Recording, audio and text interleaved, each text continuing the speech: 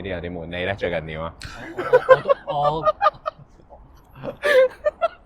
我就覺得咧，仲有啲悶嘅。有幾悶啊！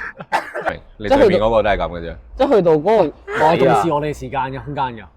唔係，我都覺得好嘅嗰個時間，即係一齊相處緊嘅時間。好，成功轉移咗話題㗎啦，OK 㗎啦，OK 㗎啦，係啊，滿意嘛？滿意，OK 啊嘛，OK 係啊，好成功㗎咯喎。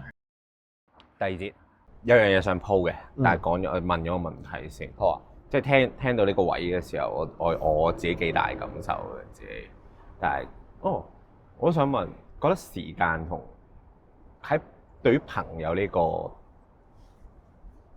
呢樣嘢啦，係咪一樣咁重要嘅嘢？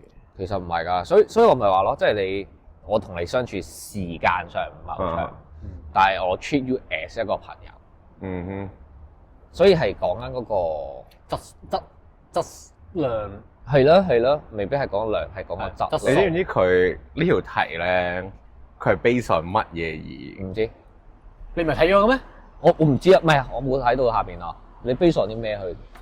嗱，要埋你㗎咯喎。係坐落台預我㗎啦。佢話同我講句説話，係你同佢講嘅，係就話你覺得自己朋友冇朋友，係甚至話冇朋友。係啊，當然係自己圈出嚟啦。係啦，係啊。咁我聽到嗰句説話係嚇冇朋友，或者我哋當時我聽到反應哇，你當我哋係咩啊？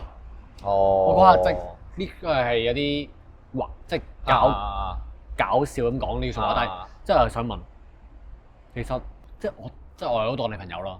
其實你點解講真㗎？多謝。做咩啊你？唔係因為佢戒咗。你戒咗我之後，我當你朋友，你唔係我大家了解唔多啫，大家了解唔多啫。唔係大家朋友嘅定義唔同啊，應該咁樣講。你使唔使講埋後半 part juicy 少少嘅嘢？咩啊？你記唔記得你嗰時講呢番説話後半部係講咩嘅？哦，係啊，因為咧突然間咧諗起即係結婚啊。結婚咧咁你要請兄弟噶嘛，我冇咩人選，講真。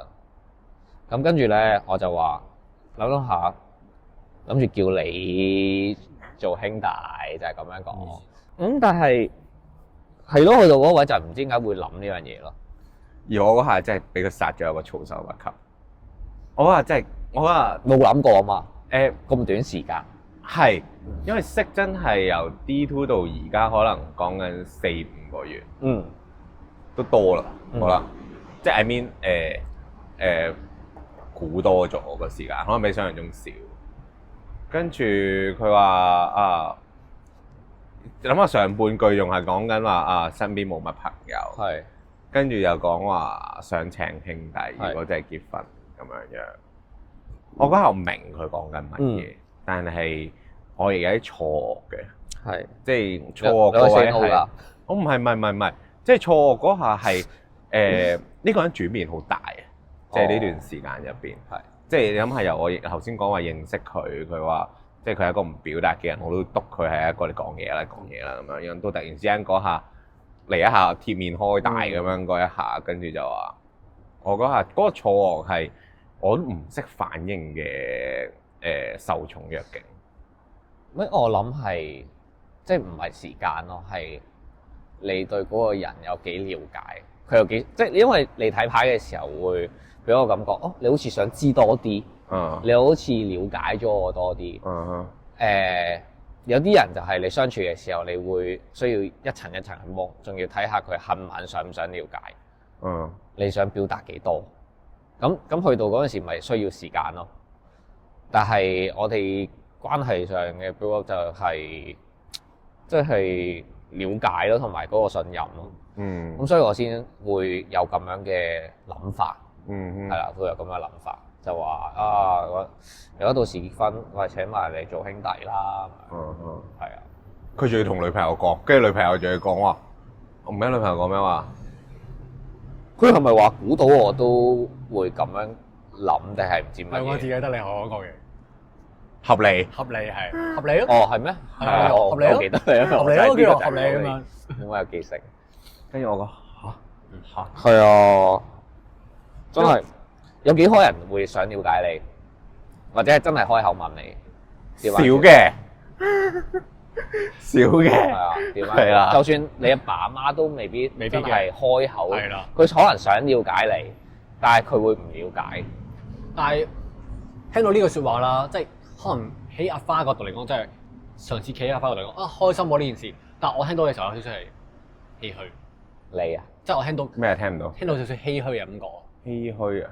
我以為你話唔請你做兄弟，你有啲咁唏噓啊！啲我當佢朋友好多，我係咩啊？你當我係咩啊？出去俾人食啦！係跟住咧，唏噓咩啊？但係即係你覺得我有啲唏噓，嗰個感覺係好似有花啦，呢個做結婚嘅兄弟啦、朋友咁樣啦之外。就好似冇啦。佢有噏㗎，佢噏幾個嘅，係啦。聽我依然原來話，不過我記得好似係一隻手數得晒嘅數量嚟嘅。類似啦，係啦。對翻要對面。佢又咁同我講啦，即係以為真得花一個咁樣。我嗰陣聽到係咩？我嘅 presentation 係咁嘅，原來對唔住。係啦，得一個，即係一個就喺度。好似我冇啊！我冇啊！我只係講到我咗嘅真係。唔係嘅，有嘅。即係佢好唏噓呢兩個係。冇朋友呢下係大家會覺得唔會咯，但係只要我話朋友嗰個位就係，起碼我會同佢講我嘅嘢，呢樣係朋友。即係我即係有啲唔識唔係sorry唔熟嘅人啦，咁你好少我就會好少講自己係啊呢個位咁樣話咯。咁但係有啲人就會覺得識質就係朋友啦咁樣，咁我唔係咁樣話咯，但係我明你嘅感覺嘅，所以就係去到真係朋友入邊交心或者係了解多啲嘅話，咁又唔同講法，所以就話好似冇咩人選喎，甚至想請嘅人都冇乜喎。因為我自問我人生朋友幾多，即係 I mean 唔同階段亦有好多唔同好熟嘅朋友過。跟住都經歷過可能幾年換一個圈子，幾年換一個圈子。咁當然有啲圈子就真係識咗10幾年，仍然都仲有啦喺度咁樣樣。但我有段時間我會迷茫㗎，即係特別中間嘅嗰段時間，我係對於咁樣一個圈子突然間消散，跟住又突然之間出現咗一個熟嘅圈子咁樣樣。咁我曾經有同朋友討論過，就係話時間呢個 topic。因為識得好耐啊，係講緊9年，第2集嗰個。好，係啦。記得。跟住喺度諗究竟，因為真係識咗好耐，兩個都好熟大家。我哋兩個都問緊時間係咪真係咁重要？對於我哋兩個嚟講，亦對於朋友嚟講，因為譬如話舉個例子有呢個 situation 咯，即係坦白講，我識咗4個月。呢個差唔多1年，咁但係都 kind of 你係最近即係唔係最近即係 I mean 新但係好熟嘅朋友，真係好熟，跟住又好 feel free 咁樣同你真係好 smooth 咁大家做咗朋友而有交心嗰下，更加會去諗就係時間係咪真係咁重要？但係我嗰時我記得我同我第2集嗰個朋友去傾嘅時候，我哋有個好得意嘅講法就係嘅，時間從來都唔係衡量朋友嘅基準。都係。但係時間係一把好靚嘅尺，去俾考驗一個朋友。因為經歷多。係啦，因為經歷會考佢哋就係發生嘅事啦。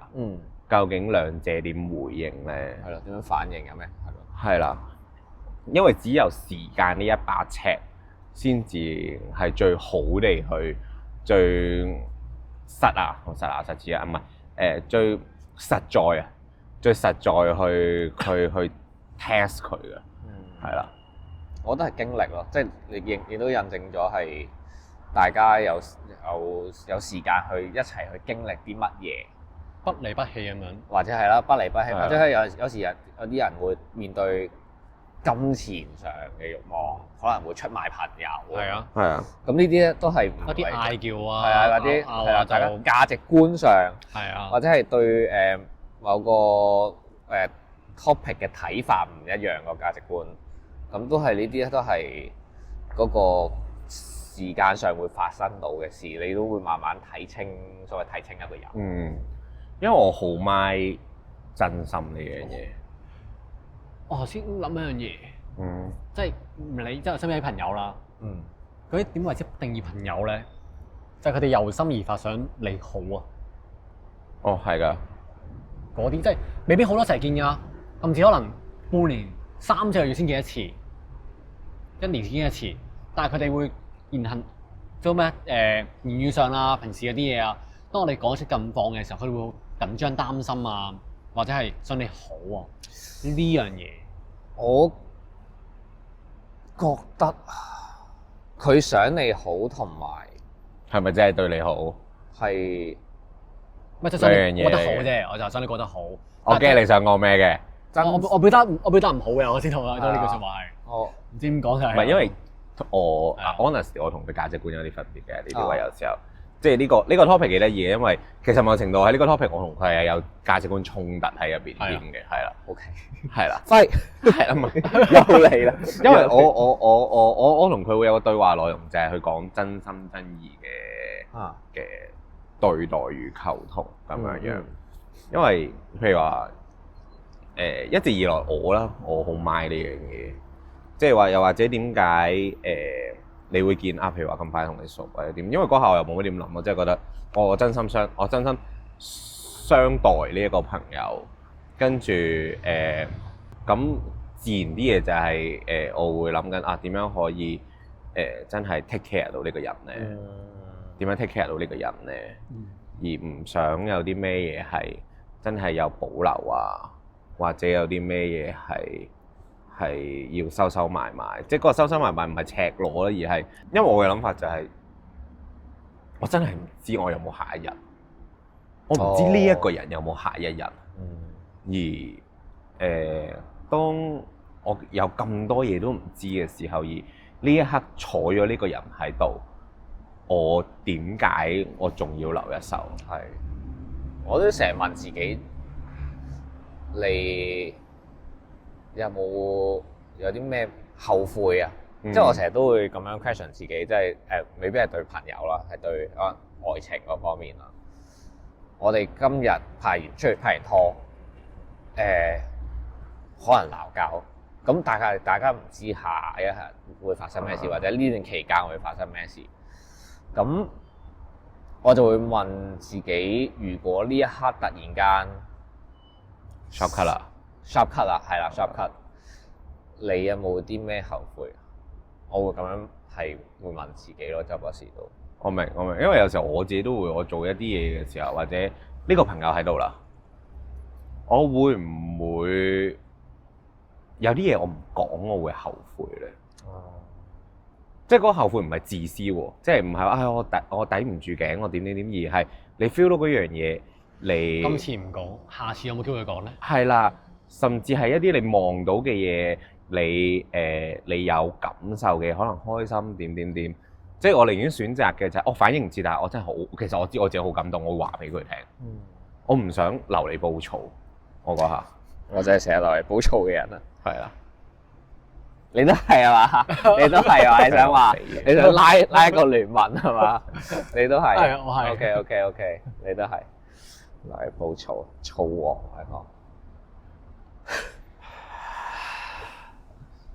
唔係，我覺得慢慢學習嘅呢樣嘢，好慢慢學習嘅。要我聽到一半嘅時候咧，其實我有啲 feel 嘅，即係對於時間啦，聽到陪伴啊咁樣，跟住可能講到真心啦咁樣。我咧其實我而家我幾 my quality time。係啊，我記得一次我同你傾偈啦，即係你會講陪伴呢個字啦。我記得我嗰時候反應我對陪伴呢一樣嘢咧，我可圈可點嘅。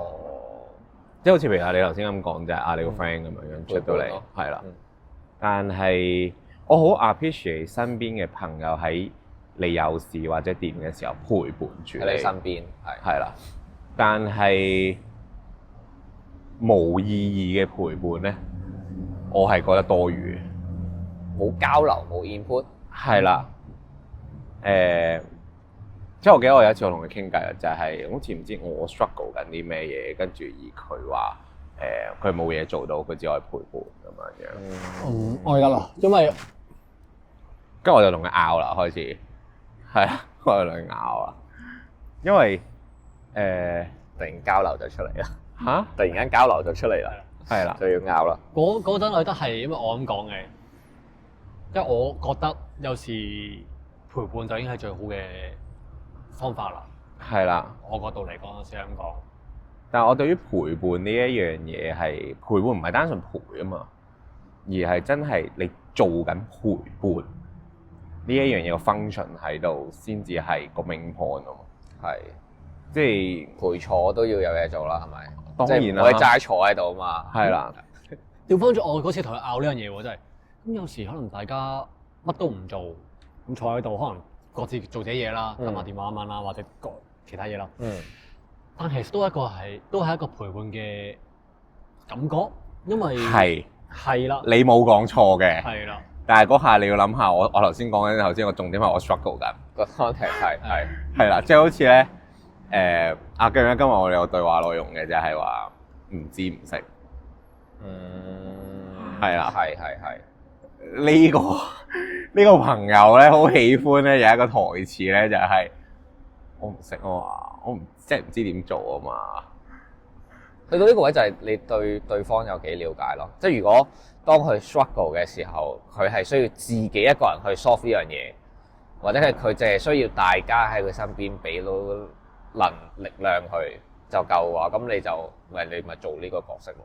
但係原來唔係嘅，當佢 struggle 嘅時候，佢係需要大家俾意見佢去幫助佢嘅。咁就係你要睇你對佢有幾了解啦。因為後尾翻屋其實係因為我同佢成長好唔同。我同佢 system language 都好唔同，係啦。雖然唔同唔係一個 excuse 啊，呢個後話係啦。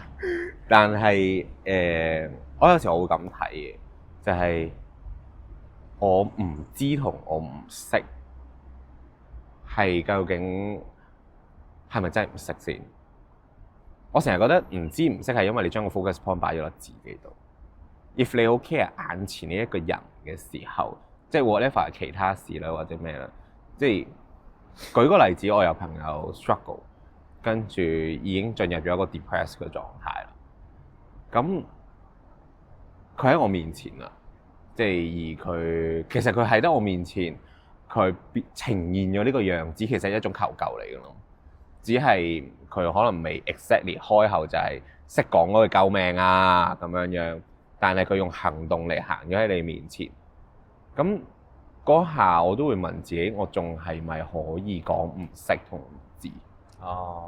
即係坦白講，嗰下你唔知都要做噶啦，你唔識都要做噶啦。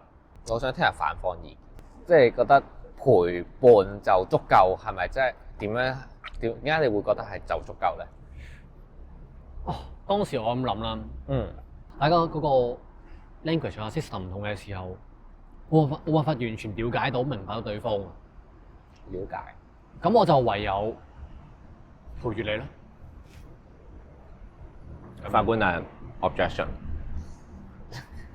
唔係你不如再展述多一陣先。因為我冇辦法。有咩例子或者係咯？冇辦法好黑，即係冇辦法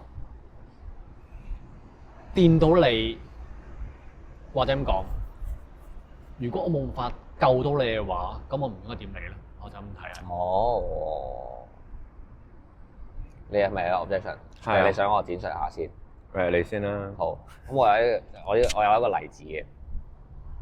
咁咧，我 friend 啦，嗰個 friend，繼續啦，繼續。爭咗一筆好大嘅錢，呢筆錢係佢覺得自己負擔唔到。咁佢同屋企人關係好差，冇屋企人 support 啦，搬咗出嚟住啦。同女朋友住啦，咁女朋友亦都問女朋友借咗錢。佢同我講就係去到呢個位，佢冇辦法，佢知我未必會借，但係佢都問咗先。佢話你咁樣即係類似就係你唔幫我，冇人幫我。喺嗰個位我有 struggle。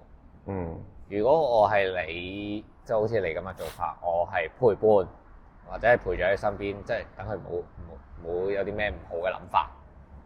我有咁樣諗過。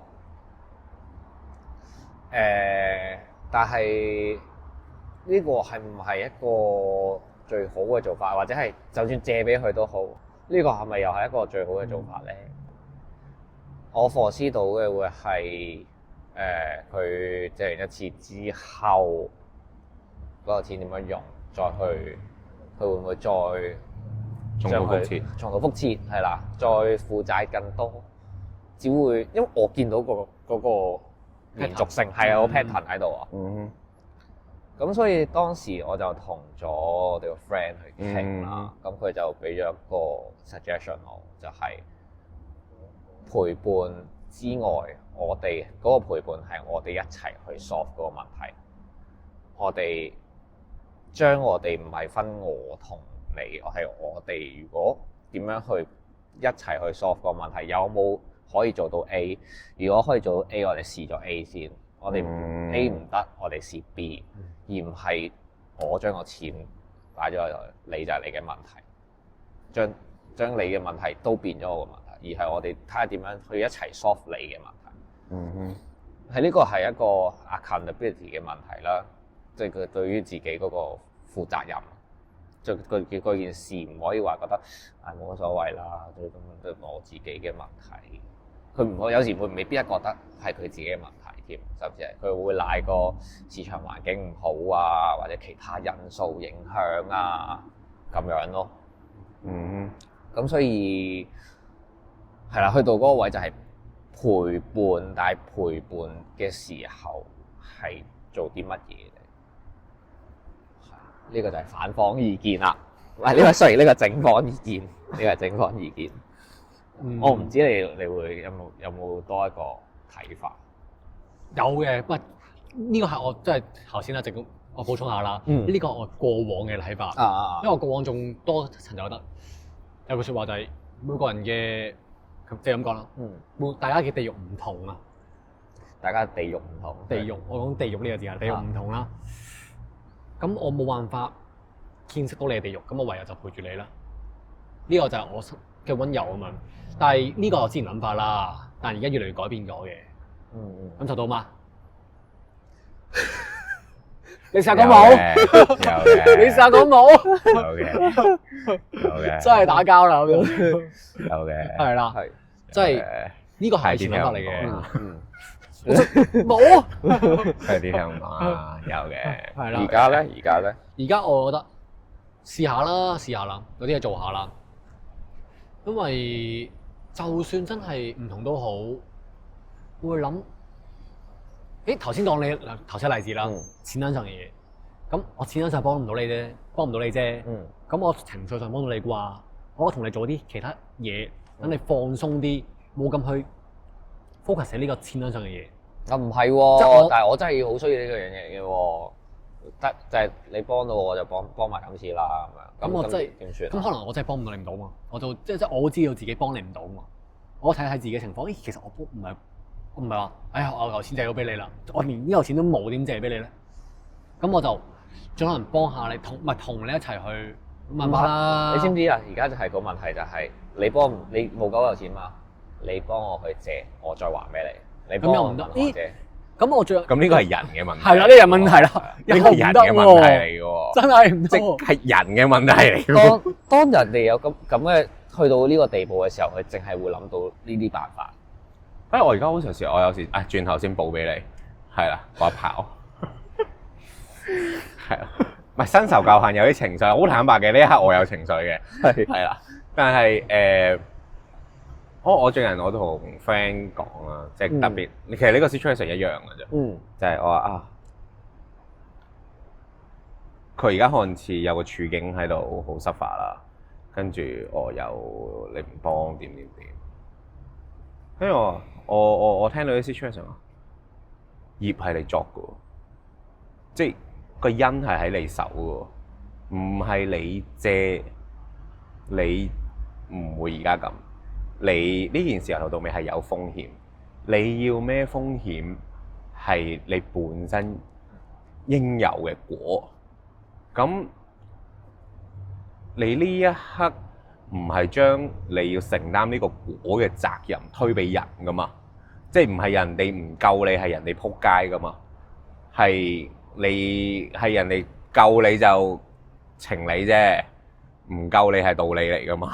但係去到嗰個位，如果你 treat 佢係 as a friend，即係好似我哋今日喺嗰度嗰個唔喺度，唔係冇嚟嘅朋友咧，咁佢係去幫，佢哋都係有呢個問題，佢個 friend，佢都係，但係佢上一次佢冇幫到佢嘅朋友走咗。我知件事複雜啲嘅，今次佢幫咗。我知件事發生咩事嘅，係啦。咁但係我都會咁講，就係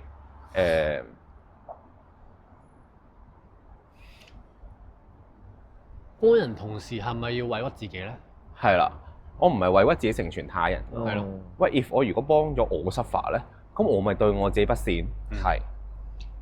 咁邊個幫我？係啦。咁呢個就循環落去嘅咯喎。係啦。咁會係咁。所以我而家有時我戒嘅，即係你當我度又好，稱又好啦。即係我都曾經有個朋友發生嗰啲事，都需要一筆數。咁我就問屋企人。咁但係因為呢個人佢幫過我太多啦。哦，幫我太多咯。因為其實我好咪有錢喺朋友之間發生，特別開始出現講係借呢一樣嘢。咁幾大幾細都好，我都唔中意。變質啦呢樣嘢。係啦，因為錢呢一樣嘢，佢唔係萬惡，但係佢實在影響喺呢個世界影響太多嘢。佢 kind of 係一樣好重要嘅嘢喺呢個世界，佔咗一個好重嘅地位。係。咁所以佢影響力唔細，而特別牽涉喺朋友之間，我唔想段關係有雜質，叫做有雜質啦。咁但係嗰下我苦心自問，呢個人真係有難啊，而佢對好多個人都有恩。嗰一刻其實個畫面係全世界都出嚟 support 佢。用唔同嘅方式，咁呢個就係究竟反映緊究竟你個人平時係點咯？即係好似你個 friend 咁樣，我覺得，喂，你公道啲啊！你睇翻轉啦，點解你會冇人幫你，或者啲人點解有呢一個景喺度俾你睇先？你有冇問清楚自己發生咩事先？係啦，你平時個人係點先？跟住，喂，你唔係劍走偏鋒，下下都係去到 take risk take 得咁嚴重嘅話，我相信個個人，好似你頭先咁講啦，你都會話：喂，我借咗俾你，你下次點啊？你重蹈覆轍點啊？佢就係會變咗做佢so called solve 咗一個問題。係咯。但下個問題咁對唔住啊！呢個就好似養股咁嘅啫，就繼續養落去嘅所有嘢。我借俾你同害咗你冇分別嘅啫。我都係咁樣覺得個，所以我都係我都係咁樣覺得嗰陣時。但係回歸翻，要射啦，要射個炮啦。其實我係咁噶啦，係啦。唔係因為我有一樣嘢我幾 care 嘅就係我曾經喺 system 同 language 呢個 topic 我思考咗好耐喺朋友之間，因為呢樣嘢真係反思咗好多。因為我有我個圖，你有你個圖，大家都有自己嗰條 formula 喺入邊。咁朋友就係一樣大家需要去認識嘅一樣嘢，了解嘅一樣嘢。我曾經有問過自己，如果 system 同 language 唔同嘅話，係咪等於我要放棄，或者我要妥協？放棄與妥協，即係我意思係接受。既然 language 唔同，我唔講，或者我霸走啦。我覺得反正都大家唔明，有啲人會選擇放棄。係啦。咁但係我一直都有種好奇怪嘅感覺，因為我硬係覺得唔係呢個方向。咁我直至到有一下就係唔係喎，既然其實人與人之間由頭到尾都係 system 同 language 唔同，只係近嘅多與少，但係永遠都係唔同嘅時候，點解有分別咧？點解我要因為 system 同 language 唔同，我要妥協一啲嘢咧？然後我延伸咗另一樣嘢就係，既然 system 同 language 唔同，唔係應該要更加俾力去了解對方想唔想啊？但係係啦，有時係即係更加我往另一個角度走就係，我更加想去認識佢嘅 language，同埋認識佢嘅 system 係點樣樣，然後我再去點樣樣同呢個人去相處，係啦。雖然有時候 reflect 翻嚟嘅係我 system 同 language 唔同，我唔明跟住停咗手，係啊，嗰啲我會掹，係啦。喂，係咪有改變㗎？係咪？喂，好有指向性㗎，有改變㗎，係變咗㗎。因為呢個係之前嘅事嚟嘅，我相信係多啲嘅，之前係多啲。係嘅，所以話係新仇舊恨夾埋咗一齊，我未 release 嘅嘢嚟嘅，係啦。想唔想去俾力去知？有時係即係大家都有啲唔同，即係好似唔係有時甚至唔係朋友啦，你同屋企人嘅關係，佢愛你嘅方式，或者係佢覺得你點樣先為之對佢好，都係唔夾㗎有啲。係啊，都係唔夾㗎。但係大家有冇想了解對方其實講緊嘅語言係啲咩咧？即係有冇想啊？有冇想嗰個心啊？有時冇想嗰個心就完咗。或者想大家好嘅時候，你想佢好，佢想你好，不如拎出嚟講下點樣好。上之前條 video 新聞有似咁講，都有嘅，有嘅。呢種講係啦。唔係咁當然保和大嘅，因為我同佢真係好唔同成長。我係 kind of 一個因為我一來 sensitive 啦，二來我真係覺得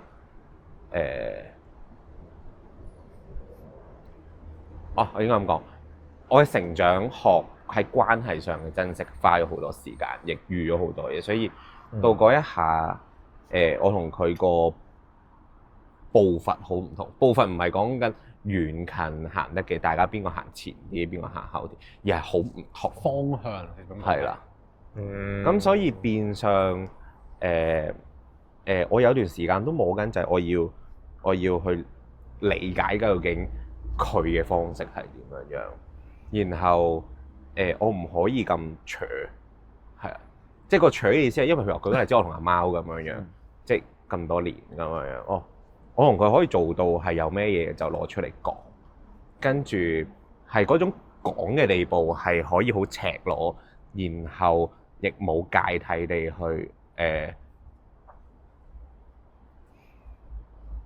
去表達自己咯，係啦。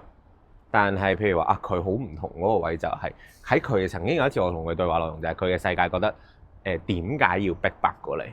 我冇記錯嘅話係啦，係點解要 push？其中一次咯，應該係啦，做乜逼我？係咯，點解逼我？我有自己節奏啦，我有分寸啦，係啦，係咪啊？知唔知啊？我冇咁講過，我冇咁講。你內心啊，內心説話係啊，係我分寸啦，我做嘢使你教，係冇教嘅，係。睇下冇冇嗰邊事，我唔講啦，嗰啲係咪事咩咯？但係我覺得朋友係一樣好有趣嘅，即係可以由即係識過唔同嘅人嘅時候，就係發現好多種咯。講起嚟，你講好多種咧，我先諗一樣嘢。你同阿貓啊識咗好多年㗎嘛？其實之前好似你哋講過嘅時候，即係我望住你哋兩個講咯。其實你哋兩個嘅都好唔同。係，即係冇佢係咁講啊，冇想象中啲嘢咁夾添啊！不過係啊，好誇張原來，我估唔到喎。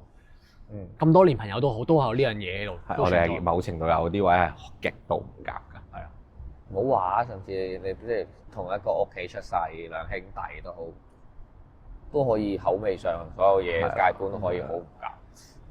但係我哋會好認識對方，同好了解對方。或者再補埋之後，願唔願意嘗試去行一步？想唔想咯？想唔想啊？想唔想或者願唔願意？我試過有一次真係行一步啦，意思。我試過有一次鏟咗上阿貓度，跟住我就話唔得，我有嘢唔妥，我要講，即係要開表達。哦，即係唔係開火係我覺得留你兩個煲醋做咩啫？即係兩個都咁熟啦，係跟住有時係估下，甚至係再衰啲。係咯，估嚟做咩啫？即係大家又唔係唔中，即係咁多電視劇同咁多影視作品都教你㗎啦，估完咪又係唔會，大家留個誤會喺度做咩啫？都 foresee 到呢一樣嘢，點解唔行前一步做咩啫？上天台 BBQ 咯，係咯，上天台係咯，做咩啫？正因為好多人都係咁樣，所以先有呢電視劇。係，其實係好日常都會發生到嘅事，即係有時就係人與人之間嗰個溝通啊，係最重要，即係點樣去？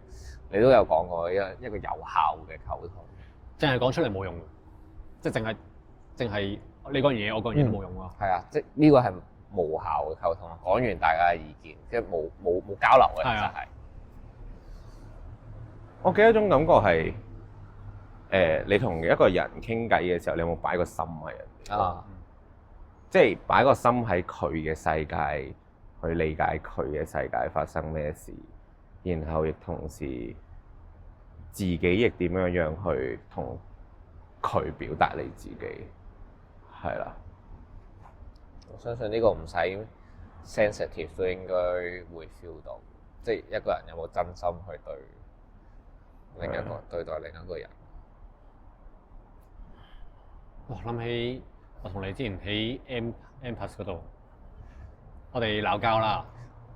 幾耐之前嘅事啊？幾個月前啊？幾個零月啦。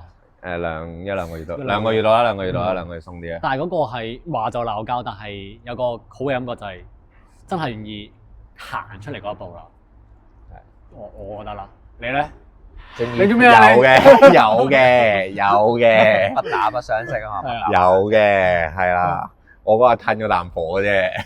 係都唔係，因為我咪公道啲咁講。嗰下真係兩個我同佢第一次真係要正面交鋒，跟住大家都歪開塊面，係啦，歪開塊面嚟講咁樣樣，係啦。但係都之後做幾次添嘅，舒服嘅，係啦，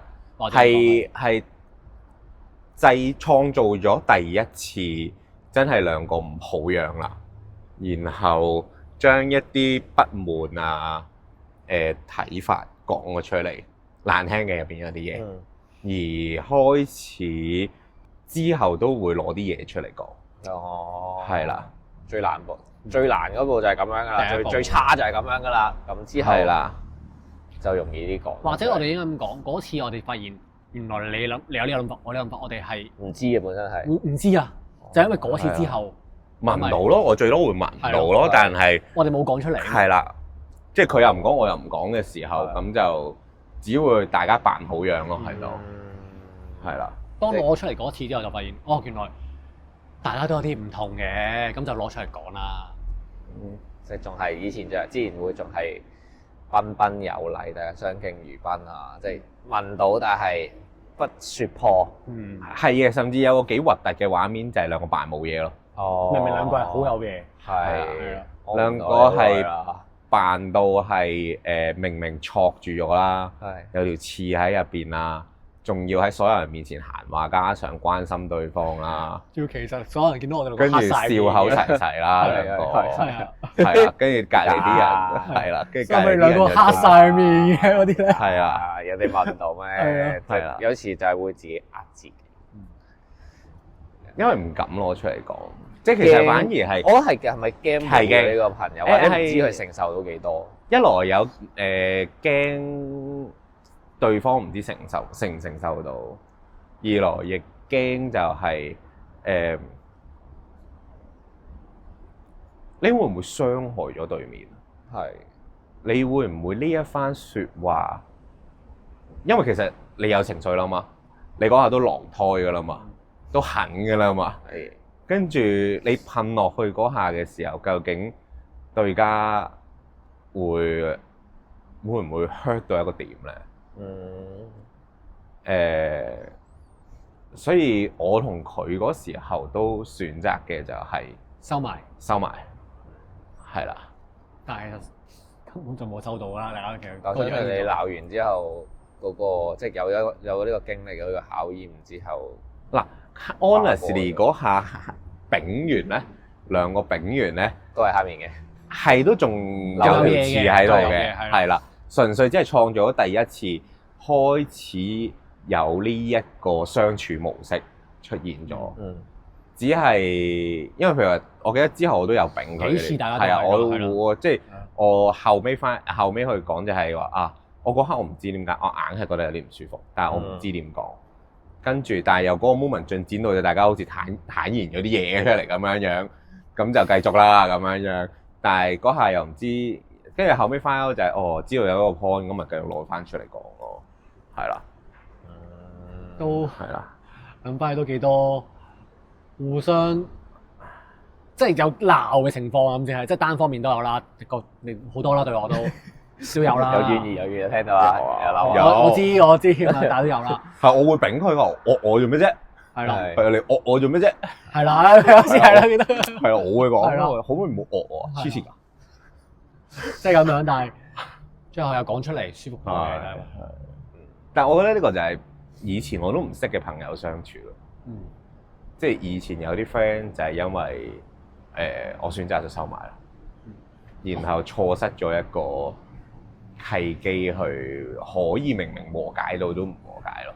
我再諗一樣嘢，就係我哋雖然對方有情緒想鬧大家啦，但係個出發點係想利好咯。係，即係主要係因為有呢個出發點而敏啊，先至講嘅嘢出嚟，有時候情緒都好，其實係一啲可以講出嚟嘅説話咯。即係好似 Second Shift 同靈魂列車合作嘅時候，唔係你咪即係唔好咁講住。即係你記唔記得有一次我咪同你傾過？直插廣告。唔係，我冇呢個意思。我冇呢個意思，但係我唔記得你記唔記得嗰時喺旺角行緊過去攞台嘅時候，我有多次地去問你，就係話你賣唔賣？我好驚你賣，應該咁講。我好，因為嗰時你唔知唔知啊？我冇講啫。好似你幫你拎台。係啦，我話嗰時啱啱開始將 Second Shift 未變 project 啦，就同靈魂列車 combine 咗一啲 concept 嘅，所以 Second Shift 有中轉站喺度。咁但係我亦知道佢原意係乜嘢。我同佢講咗好多次，我話 if 你唔想唔好 ，if 你覺得你想拆開兩嚿嘢冇問題，靚還靚，適唔適合，舒唔舒服，我覺得我好同佢講過，我話。比起呢一嚿嘢係點，我更加 care 嘅係你舒唔舒服。你如果你覺得 offense 咗嘅話，我寧願 stop，我寧願諗第二個方法點做，千祈唔好委屈自己。係，因為咧你嗰時咁樣嘅講法咧，其實我當下咧會覺得，咦，我都會 question 話呢個好似未必係我一開頭想做嘅嘢，或者係嗰個原意。但係，所以我都即係我未必喺嗰刻會答到你啊！我會唔會 feel offensive 化，又或者係，因為我都係想件事好。咁你都係覺得咁樣係會為件事，會係一個好嘅方向去做啦。咁所以我係我係要慢慢翻去消化，即係權衡唔同嘅利弊，跟住呢個係咪一個好嘅方向咧？呢個係咪我 feel comfortable 去繼續去 process 嘅位咧？所以我最尾係即係有啲人會可能覺得你係妥協，但係其實我唔係妥協喎，即係權衡個利弊。係因為你有溝通，你有即係表達清楚你諗法嘅。係啊，因為我其實有同女朋友就住呢件事有個討論嘅，即係佢會覺得喂，咁你咪真係妥協，或者係甚至係呢樣嘢真係你原先想做嘅嘢嚟咩？但係我深思熟慮，係啊，我諗過度過，我就係覺得呢個係不失為一個好嘅方向，呢個係一個我冇諗過嘅方向。會變咗放大咗你原本諗嘅嘢。以前係啊，以前得我自己一個做嘅話，我梗係覺得咁樣就算啦。咁樣由 step A 去到 step B 去到 step C 咁樣做啦。但係而家唔係喎，可以去到 step C 或者原來有一個 D 嘅方向喎。咁佢係咪一個好嘅方向咧？佢如果佢對件事好嘅話，咁我覺得係做緊件事就好。因為我覺得好清楚人好得意嘅理性咧，知妥協，知好，但係感性上會知道就係嗰樣嘢其實自己唔舒服嘅。咁嗰一下好易過嘅啫，坦白講，我妥協咗，跟住到 the show must go on 咁樣，少少好咁樣過咗。係啦，但係去到 process 咗一段時間咧，感受嚟嗰下嘅時候咧，醖釀得差唔多啦，累積得差唔多啦，自己不爽或者做緊一啲未係唔舒服嘅嘢，係啦，或者可能未阿拉好都好啦。跟住就嚟㗎啦嗰樣嘢，我唔想啊！嗰個抗拒反應係大到抗拒唔到㗎。因為嗰下冇得，嗰下好難拆㗎啦。嗰下如果嗰個人嘅唔舒服係因為 foundation 出咗問題嘅時候，反而花嘅時間仲多啦。你同呢個人嘅關係更加難掹啦。跟住要拆佢，真係面要 solve 到大家之間嗰種唔舒服，係要花嘅功夫太多。而我嗰下。因為我有時成日都咁，我咁睇嘢嘅，我咪人多過咪事嘅，即係對事可以對事不對人，但係比起事嘅話，人嘅感受呢個朋友係點，我好在意嘅。好似咁講，一個人好咗先件事先會好咯。係啦，係啦，係咪咁樣講？係啊，所以我係好 appreciate 你咧，即係除咗我喺嗰日有咁樣同我講之外咧，你事後仲有打俾我嘅，我有印象係。哦，係。你又再真係再問到你攤開啲嚟講，你係咪真係覺得咁樣嘅？因為我有時即係我係衰啲嘅，即係佢 send 啲 message 嚟咧，我係睇咗未必即刻覆，或者係隔咗好耐，因為我做 process 㗎。我後尾知道佢個 system 係點嘅時候，我就知道佢就會 push 咗，佢就會打過嚟咯，佢就會唔俾你諗啦，我打過嚟而家即係有啲嘢我知道佢要諗，即係譬如話一啲project 上佢要時間真係去消化，要去度。咁我覺得咁就特別慎重決定，譬如話 logo 咁樣樣，咁我知道佢要時間，係啦。咁但係有啲決定我知道咧，佢會拖嘅時候咧，我就打俾佢噶啦，冇諗，冇拖。係，我哋攤開講啦，不如。係啦，咁樣樣。我諗起咧，有個你嗰次係我哋去飲咖啡啊，跟住你話我講得㗎嘛？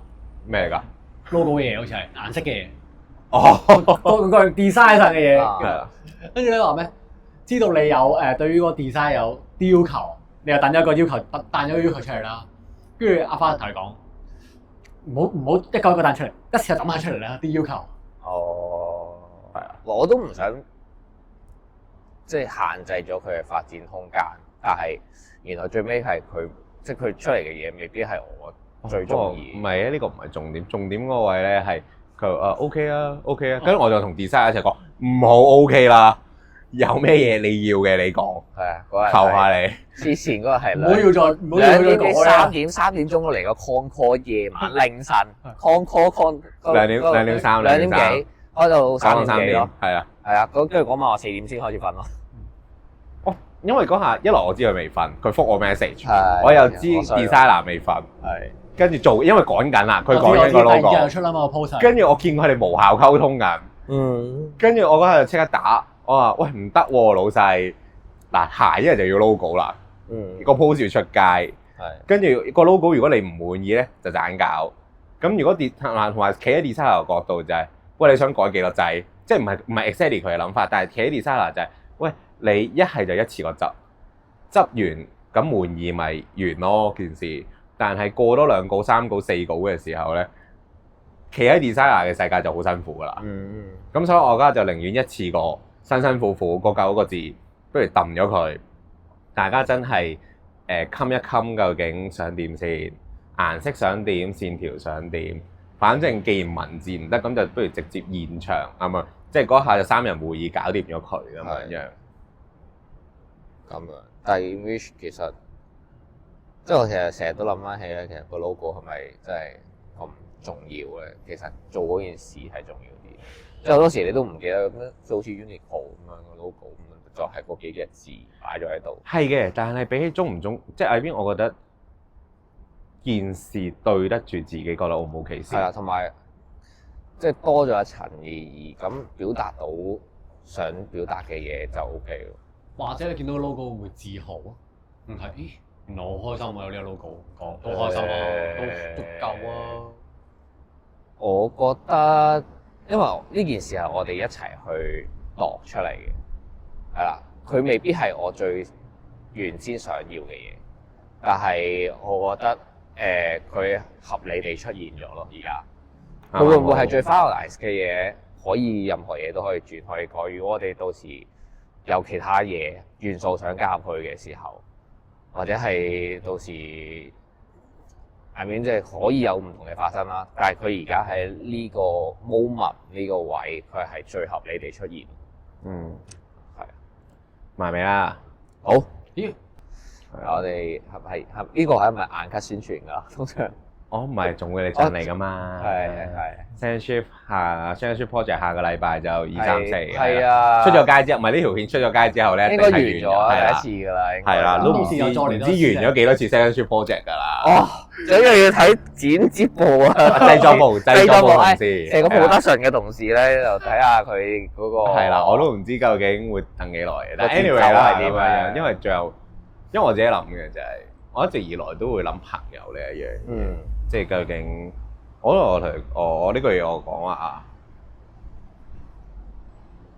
因為佢一次問我何謂真心真意，跟住佢係唔係好識㗎？唔係 I mean 佢唔係即係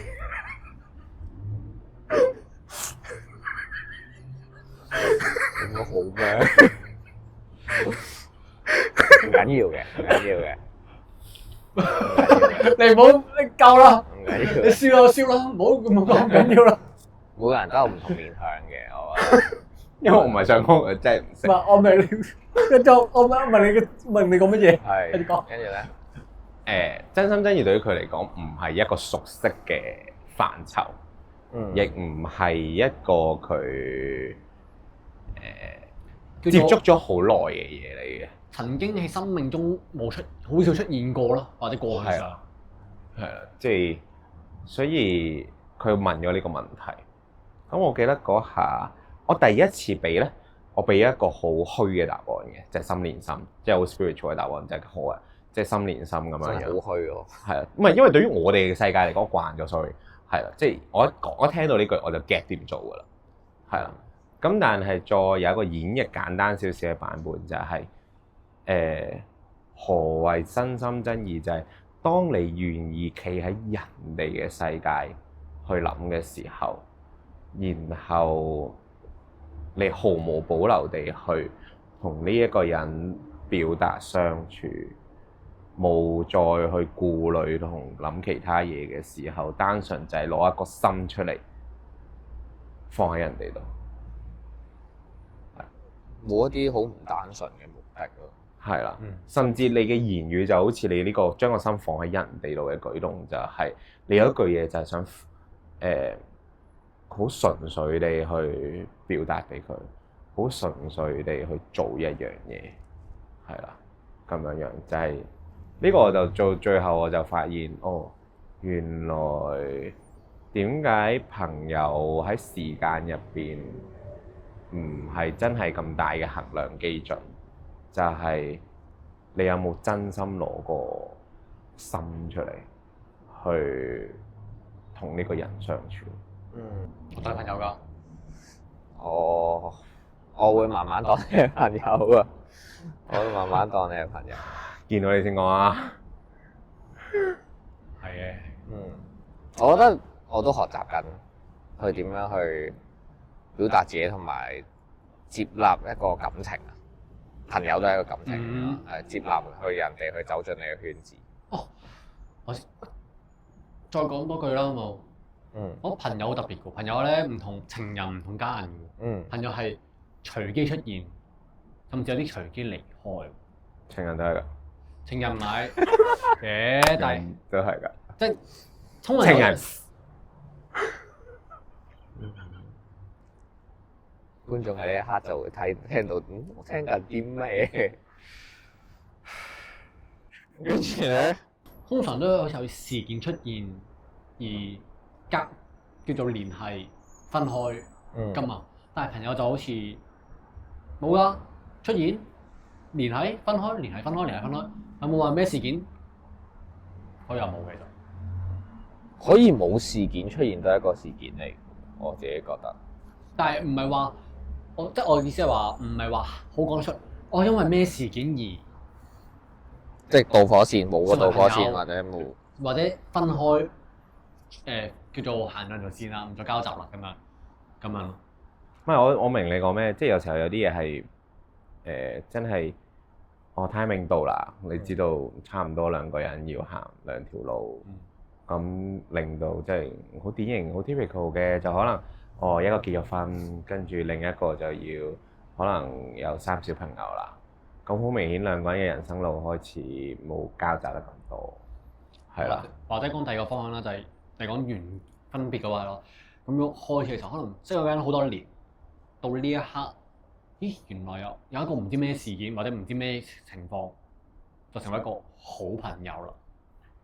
但係我覺得有時候有另一樣嘢，佢有好得意嘅灰色地帶嘅。我覺得就係睇你仲有一個位就係你想唔想？你想唔想有冇擺個心出嚟？係啦，你有幾想？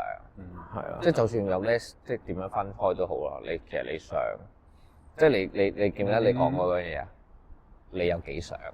哦，係啊，你想啦，咁跟住你會做啲咩？係啊，即係你體驗過一次㗎啦，你都見證過有一次就係發生咗好大鑊嘅事。Suppose 嗰一次係大條道理係可以有好多嘢都冇晒㗎。但係我記得我最後問自己，我想唔想先？我想點？我係咪要因為仇恨、憤怒而後作出一個好 common 嘅選擇？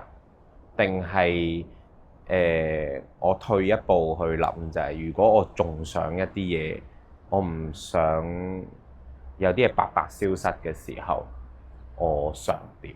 然後我做一嘢，而呢出係做到嘅。係啦，係啦，因為可能嗰陣時。即係一個唔好嘅結局係好合理地會需要發生，係會。舉個例子啊，舉個例子啊，我諗完嘅啫。哦，所以唔好意思。係啦，但係即係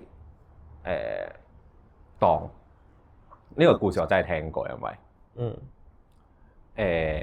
出軌係唔係出櫃啊？出軌係啦，就係嗰對伴侶啦，有一個人中間出咗軌，然後都。kind of 另一半發現，即係好 common 嘅，通常嗰個 moment 就分開㗎啦。呢一對伴侶 suppose 係啦，但係我記得聽到嘅時候就係伴侶 A 嘅時候就話，即係伴侶 A 發現伴侶 B 啦，係啦 A 發現 B 出咗軌咁樣，咁跟住亦係都 kind of 鬧得幾僵嘅嗰下其實。咁 B 到最後就去承認晒所有嘢啦，將自己嘅心聲袒露出嚟啦，即係覺得唔想再氹氹，唔想再點，即係好坦然嘅嗰刻。B 好坦然將自己所有心聲講晒出嚟，跟住佢去懺悔一啲嘢啦，亦係即係用懺悔嚟形容啦，係啦。跟住 A 就突然之間講一句，係咁咯，我原諒你。原來由頭到尾 A 又打從心底裏邊，因為愛呢個人嘅時候，佢由頭到尾又知道嗰刻嘅時候，佢義無反顧選擇咗嘅係原諒。然後，但係佢亦知道就係如果 B 唔咁樣做嘅話，係啦，因為佢知道唔可以咁簡單，係啦，即係好似嗰個借錢咁樣樣。如果你嗰個朋友由頭到尾冇袒露自己心聲，冇懺悔嘅話，借錢同原諒個舉動好似嘅啫。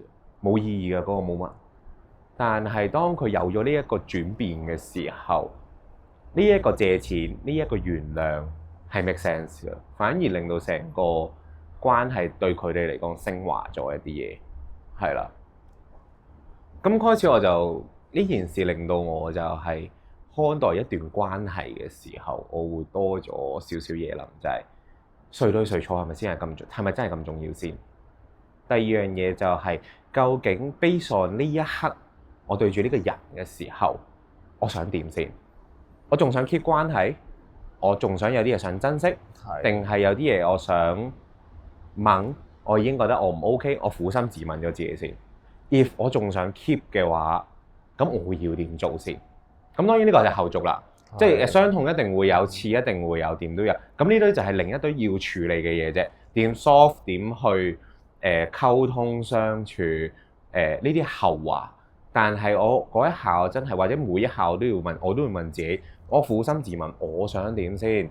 呢一段關係朋友又好咩都好，我想唔想要？係啦，如果我想要嘅，咁我就唔諗，我就真係擺個心出嚟，我哋繼續係啦。咁都前提都係對方都係要嘅，係咁當然啦。呢個當然如果係原來兩個人都係 accept 嘅，咁當然係啦。咁唔係嘅就另一個處境啦。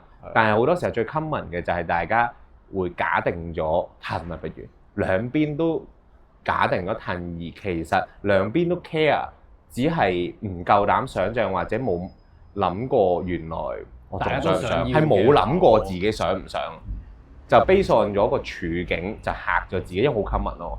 我有情緒，我而家真係好嬲，發生咗啲好 worse 嘅嘢，件事真係好難接受咯。我哋點先？係啦，喺呢個 moment 就大家突然間先，咁不如褪啦咁樣樣。但係原來阿 B 佢好坦然地將自己嘅感受或者將佢懺悔，去將自己，當然佢仲有轉變啦。係啊，將佢會承諾佢有轉變啦。咁而另一方都係相信佢啦。咁就好似朋友鬧交咁樣咯，你哋鬧交將自己最醜惡嘅一面，即係比較醜惡嘅一面袒露出嚟啦。咁跟住就睇下大家有冇心去繼續去維繫呢個友情嘅關係，呢個愛情嘅關係。係。當有心理後自然就好大難度，但係同樣難嘅都係難真係做到啦。係我呢個成日我都諗㗎，呢個我 uncle 有一個 uncle 教我，即係難真係做到啦。係啦，冇話做唔到，難啫嘛。係啊，做唔到就話啫。係咯，做唔到再算。係咯。但係而家難做到咯。係啊，咁就睇下有冇心啦。係啦，係啊，所以最尾就係唔使夾硬嚟個 conclusion嘅。唔係啊，咁個重點係咩啊？個重點係有心啊，友情。我覺得有時候朋友最後嗰樣嘢就係你仲想唔想？你仲想唔想同呢個人相處？你負心自問。如果係嘅，咁冇啦，得真心嘅就冇問。即係想唔想，有幾想，跟住想嘅話，大家咁就去㗎啦，交個真心出嚟。係啦，因為冇睇下，係咯咁。其實應該咁講，好自然。如果你越係想咧，你就好自然交個真心出嚟。做嗰啲嘢，交個真心出嚟。你會做㗎啦。你唔知，即係你可能做我都唔知啊。你想係啊，嗰個 moment 冇知唔知同識唔識呢一樣嘢喺度嘅。因為你已經做咗，你唔應該咁講，你唔知，但係你已經做咗，你就，因為你夠想啊嘛。其實唔知唔識，有時就係唔想。喂，你都打交？喂，OK，所以明唔明白點解我會問啊 ？Sorry，我冇拉親你手聽。冇。想，而家想就得啦，而家想得啦。以前唔想唔重要，而家想就 OK 啦。好，完啦，燈都熄啦，啱好冇電，拜拜。係打親我。拜拜。拜拜，下次見。下次見。